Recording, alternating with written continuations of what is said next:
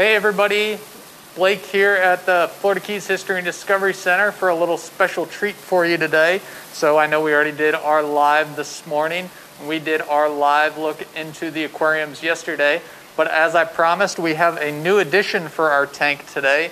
We are adding a giant hermit crab into our lionfish exhibit. So we've already gotten him here in this bucket. We've acclimated him, got him ready for the waters here in the tank. So what we're going to do is we're going to transfer him along with a couple of shells that he'll be able to swap into as he grows in size. And he'll be a good addition for this tank because he's going to help deal with the algae problem that we have in here. So let's go ahead and we're going to go ahead and I'm going to drop the shells into the tank first, and then we're going to quickly move our hermit crab into the tank.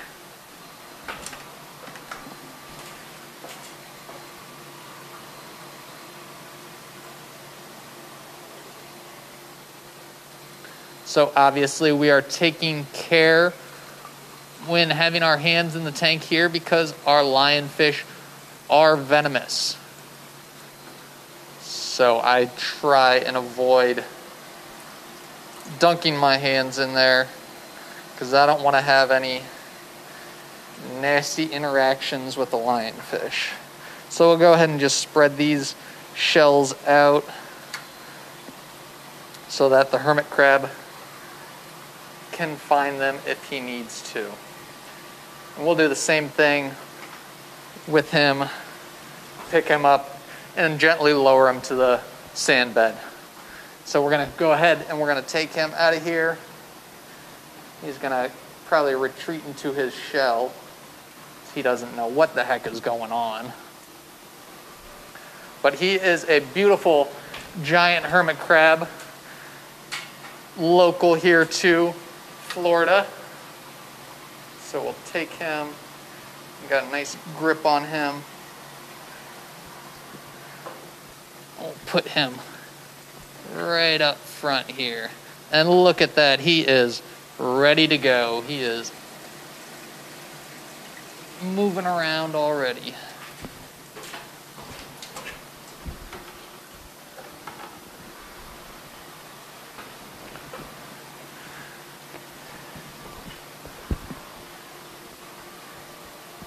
So Blake, how does this hermit crab differ from the hermit crabs many of us had as kids growing up down here that lived in a little cage? So, how this hermit crab is different from the hermit crabs that you would get, at the fair or at the mall. This guy here is a completely aquatic hermit crab. So he spends his entire life underwater. Whereas the ones that we're used to as having as pets, those guys are terrestrial hermit crabs. So they spend their entire lives on shore. They breathe air like you and me.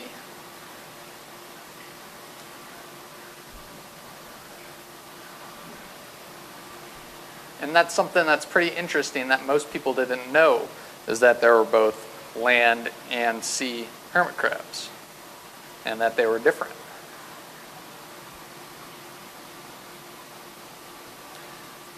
You see the lionfish there checking out. They're very curious animals, checking out and see what this new thing in their aquarium is. And the lionfish won't bother the hermit crab. It won't eat it because it's not really part of its diet. It doesn't see it. It doesn't identify it as food. And it can't really eat that hermit crab in his shell, which is perfect for this tank because we have to be very particular with the kind of animals that we introduce here into the lionfish exhibit so that the lionfish aren't predating them, eating them. But this guy, this hermit crab here, is going to get quite big. He could grow up to the size of about a softball, and that's going to be perfect. It'll be great for people to come and see him, and it'll be great for the exhibit because he's, like I said, going to help control some of the algae we have in here. And lionfish are very messy eaters. They don't always get all the food. Some of it drops down to the sand, which is perfect because then the hermit crab will go ahead and grab that and eat it itself. But that is... How frequently do they grow into new shells? How frequently do they grow into new shells? That is a good question, and unfortunately I don't have the exact answer for it. I wish I could tell you and give you an exact number, but I don't know. I don't know myself.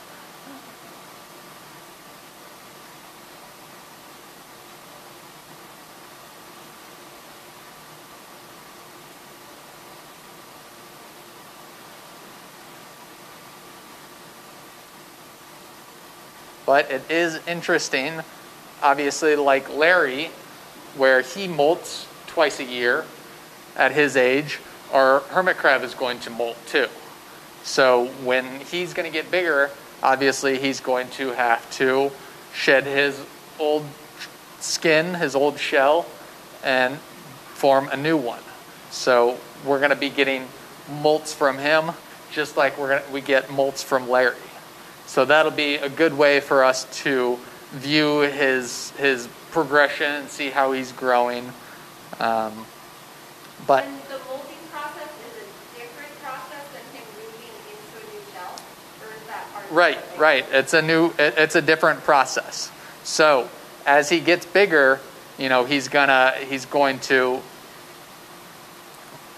get a new molt himself, which in turn is going to mean that he's going to need to move into a new shell. So it could be he moves into a bigger shell first and then molts. He could be that he molts and then moves into a bigger shell. But it's multiple things that are happening. He's going to, do these in steps as he gets bigger. But that is all that we have for today. We just wanted to give you a quick little video and show you the new edition, and hope that you can come check it out whenever you're down here and see how he's doing. Again, thanks for tuning in for this special little video, and see you guys next time. Thanks.